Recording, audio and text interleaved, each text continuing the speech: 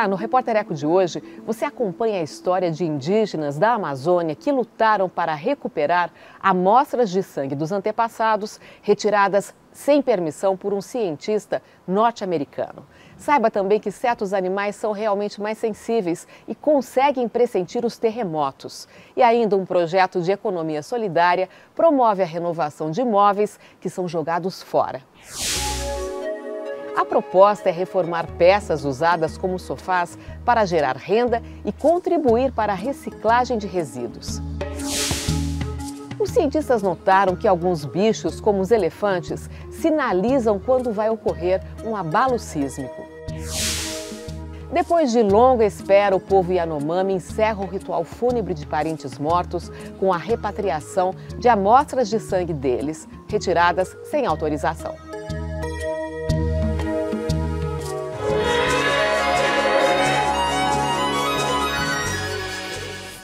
Um exemplo de economia solidária. Em Diadema, na Grande São Paulo, uma cooperativa recupera e vende sofás usados. O lucro é depois dividido entre os tapeceiros.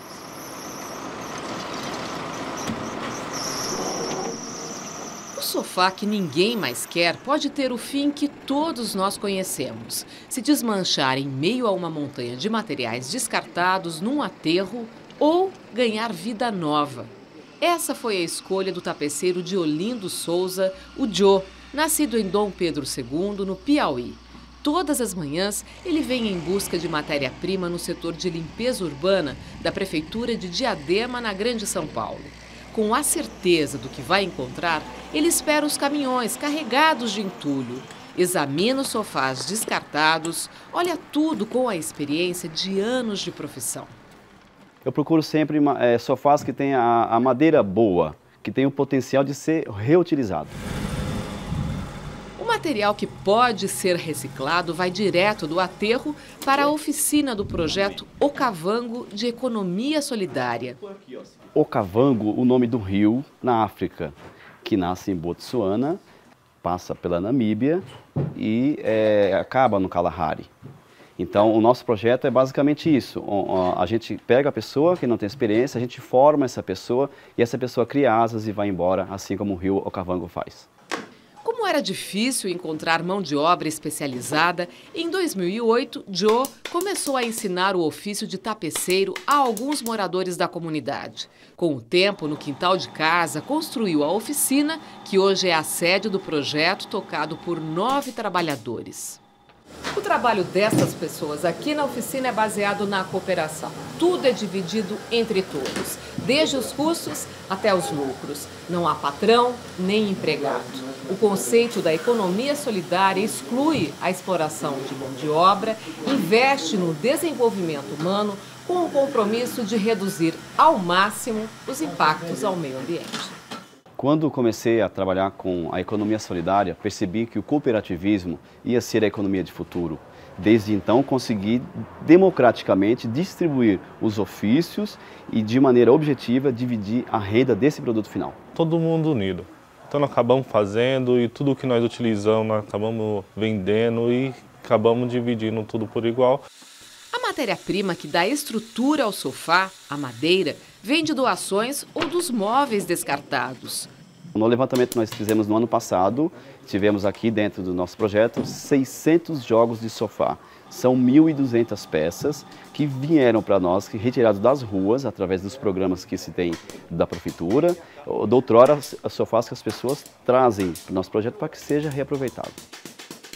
2014 foi também um ano de boas vendas. Foram 1.700 jogos de sofá vendidos por praticamente metade do valor de mercado pelo projeto Okavango, que expõe seus modelos na Praça Central de Diadema. E esse projeto representa o que para o senhor? Representa a vida também, por causa que assim, é daqui que a gente tira o nosso sustento, né? Não só eu, mas o pessoal lá do galpão também. Assim, o projeto vai andando com as próprias pernas, reciclando, tirando das ruas sofás velhos e dando oportunidade a jovens que queiram aprender, a gente experiente que se viu desempregada e a pessoas como o Diego, que luta contra a dependência química e já sonha com a própria tapeçaria. Eu tenho a liberdade de montar algo diferente, falar Ô patrão, fiz isso aqui, o que o senhor acha que vai ser legal? Ele dá essa liberdade para você usar a criatividade artesanal mesmo.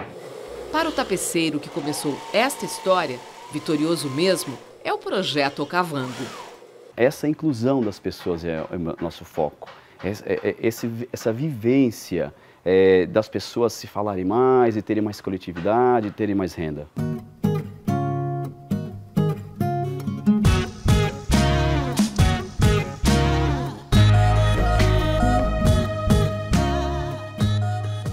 Você acompanha agora alguns dos fatos e pesquisas na área de meio ambiente que tem destaque aqui no Repórter Eco.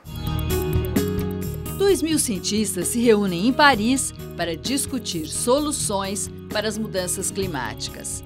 O encontro acontece 5 meses antes da COP21, a conferência da ONU, que será realizada este ano na capital francesa para fechar um acordo contra o aquecimento global. Os pesquisadores querem contribuir para evitar que a temperatura média da Terra suba além dos 2 graus Celsius, o que poderia causar impactos graves e irreversíveis. Um telescópio da Austrália detectou sinal emitido por uma galáxia perto da constelação de Ara, que foi lançado há 5 bilhões de anos. A Terra tem 4,6 bilhões de anos, ou seja, é mais jovem do que essa galáxia. A descoberta vai permitir o avanço dos estudos sobre a história da formação do universo, formado há cerca de 14 bilhões de anos.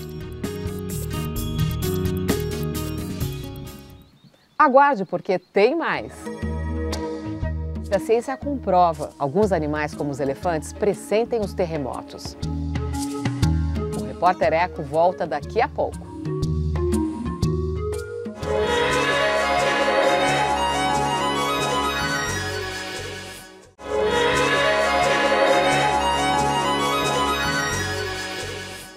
Uma pesquisa científica realizada no Peru comprovou que certos animais pressentem quando vai ocorrer um terremoto.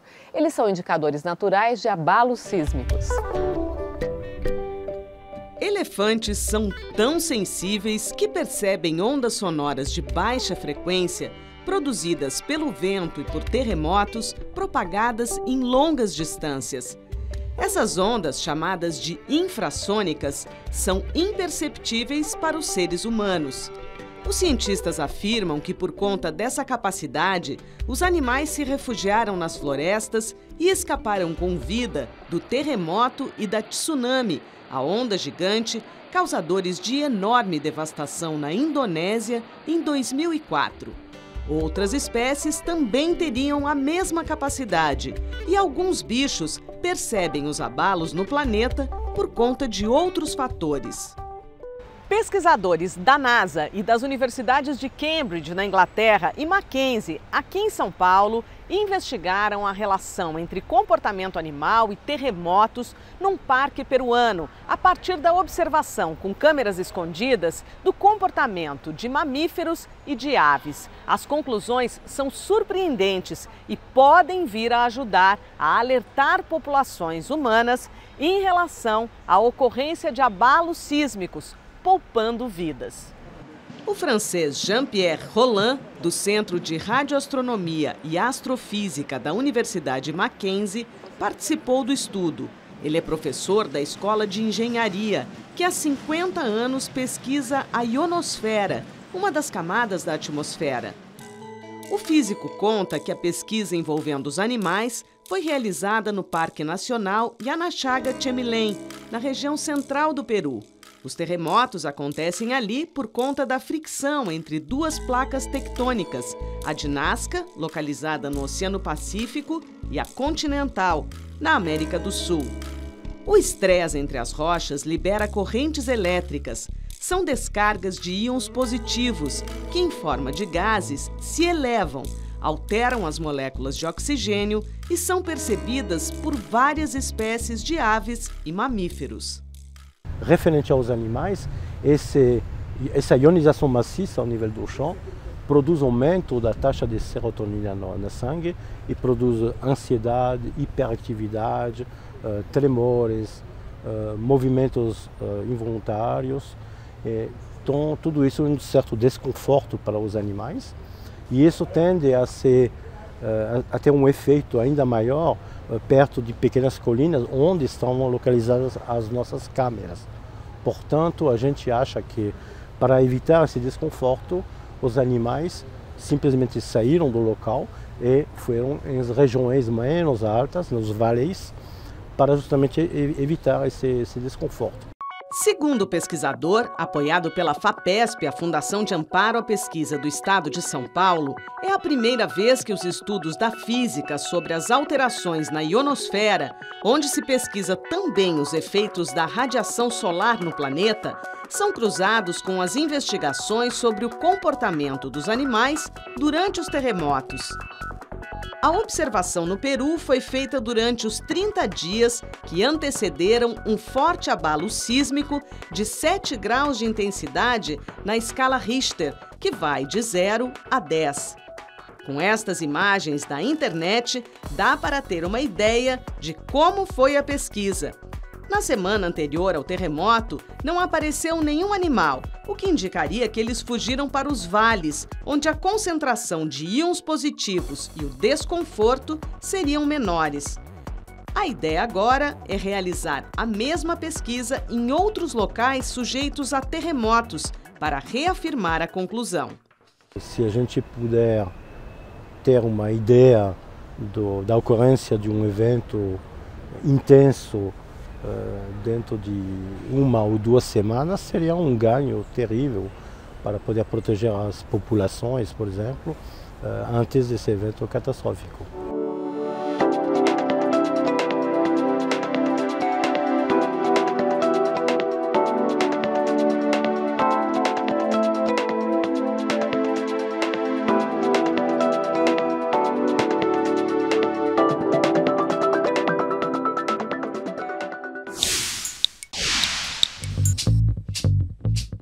Está sendo aprovado no Congresso Nacional projeto de lei que dispensa produtos transgênicos de terem obrigatoriamente no seu rótulo a letra T para identificar o seu conteúdo.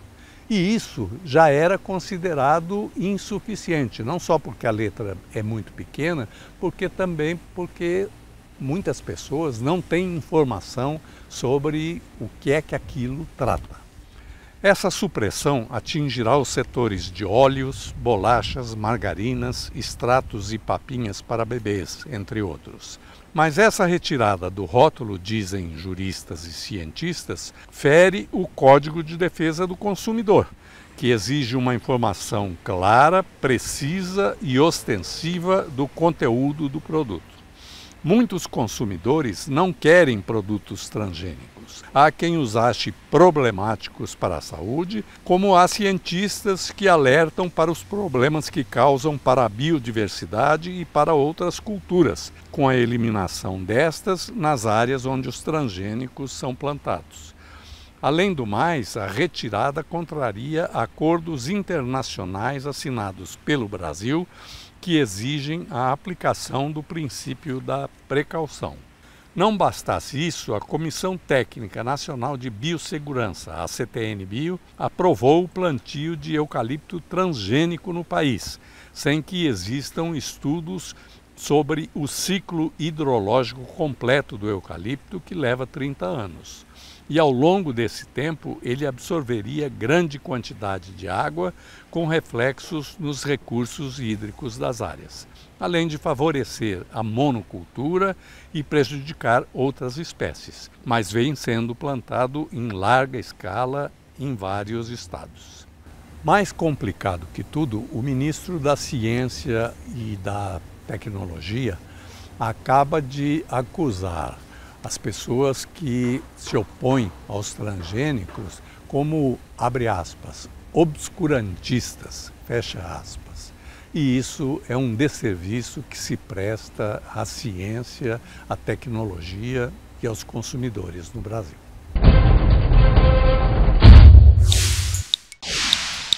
Chegou a hora das imagens que a gente escolheu para você na internet.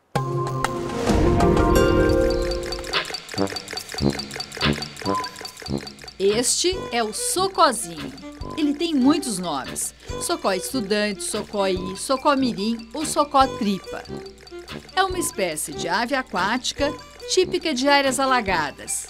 Vive em regiões de clima quente da América, África, Ásia e em ilhas do Oceano Pacífico.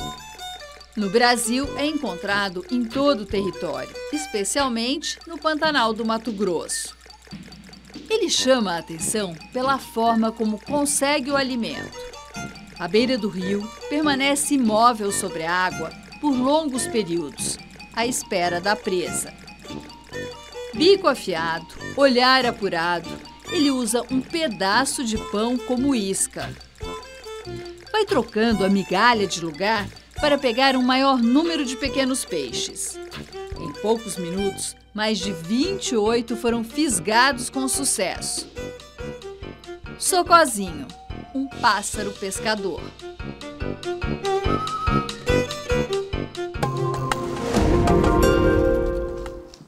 E a seguir, a vitória do povo Yanomami.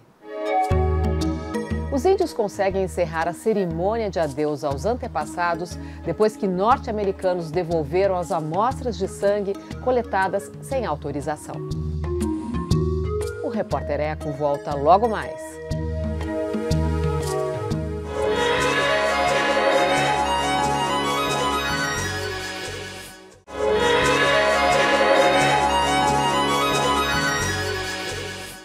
Uma grande vitória do povo Yanomami. Os indígenas recuperaram as amostras de sangue de antepassados que foram coletadas sem permissão.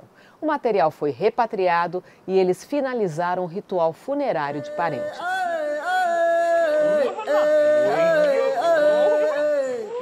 Em pleno século XXI, há uma enorme riqueza no extremo norte da Amazônia brasileira e sul da Venezuela. Os índios da etnia Yanomami formam uma sociedade de caçadores-agricultores estimada em 36 mil pessoas. São 637 aldeias. Aqui no país, a terra indígena, com mais de 9 milhões de hectares, foi demarcada e homologada em 92. Para eles, Uriri, a terra-floresta, é um espaço sagrado, uma entidade viva que garante a sobrevivência e atua no equilíbrio ambiental do planeta, além de abrigar uma diversidade de espíritos. O líder Davi Copenaua lutou muito para garantir o direito a ela.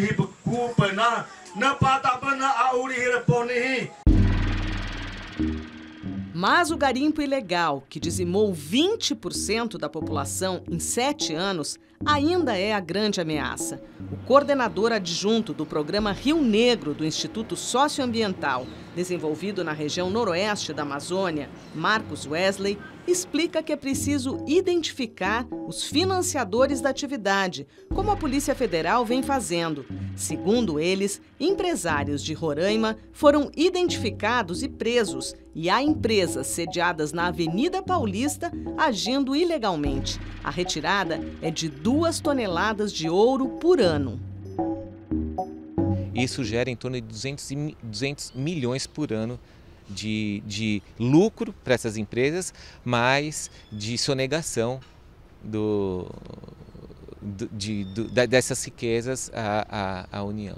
Fora os danos ambientais e sanitários que os Yanomami sofrem com isso.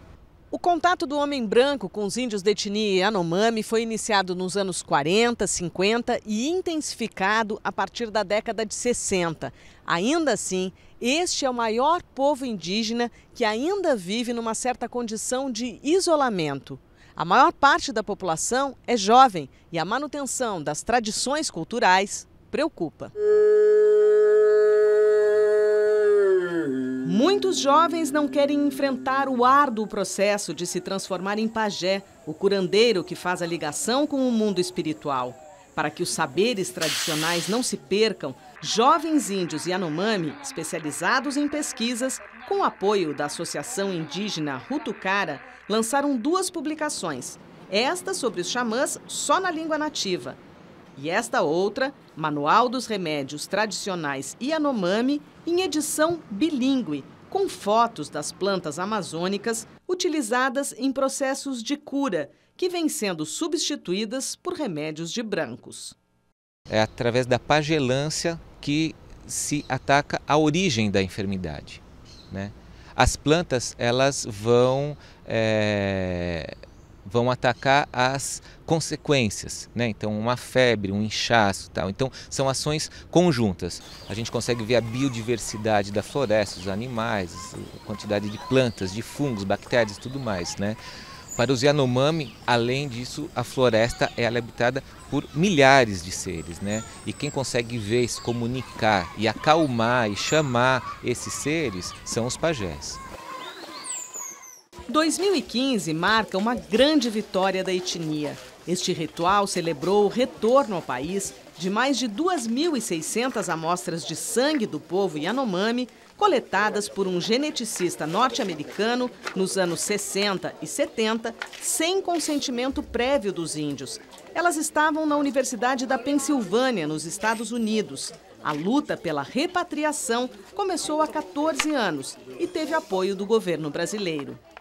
Um casal de velhos chegou perto da minha rede, chorando, perguntando se o sangue ia demorar para ser devolvido, porque eles já estavam velhos e os pais deles tiveram o sangue coletado. E eles eram responsáveis por fazer esse ritual funerário e que pediram que a gente pudesse ajudar de toda maneira, que eles não queriam morrer sem que esse sangue tivesse passado pelo ritual devido. Porque para os Yanomami, quando uma pessoa morre, a pessoa é cremada como seus objetos, as roças, tudo que tem a ver com a pessoa tem que ser destruído para que seja cumprido o ritual funerário adequado para eles. Para os índios Yanomami, sem o ritual, a alma dos mortos não faz a travessia para outros mundos. O caso ainda não está encerrado. Existem amostras de sangue em outras universidades americanas. Não se sabe sequer para que tipo de investigação elas foram ou são usadas.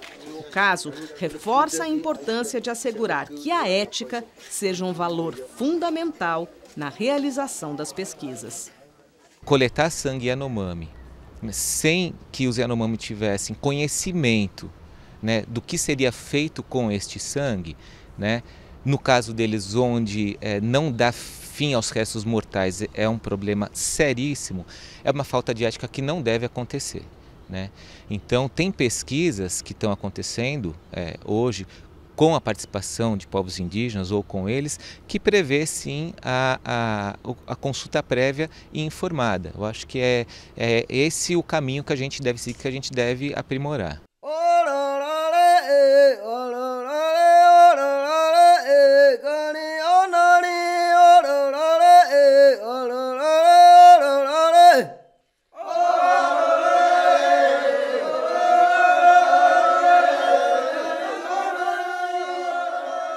Se você quiser rever as reportagens, entre no nosso site, anote os endereços na internet, cmais.com.br/repórtereco.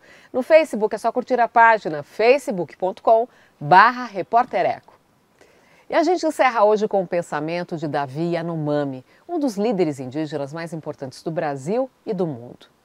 Nós, os povos indígenas, devemos manter a floresta igualzinho como ela era quando nasceu. Eu digo a vocês que estão interessados e preocupados com a natureza. Vamos lutar juntos. Repórter Eco, até o próximo programa.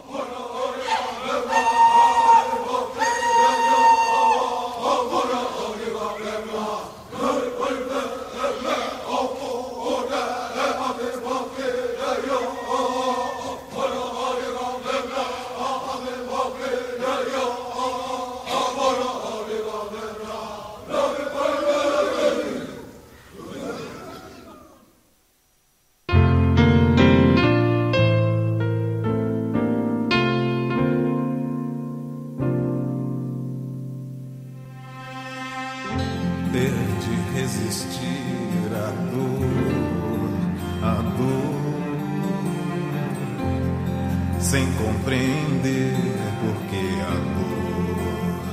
a dor ter de suportar, viver a dor, a dor.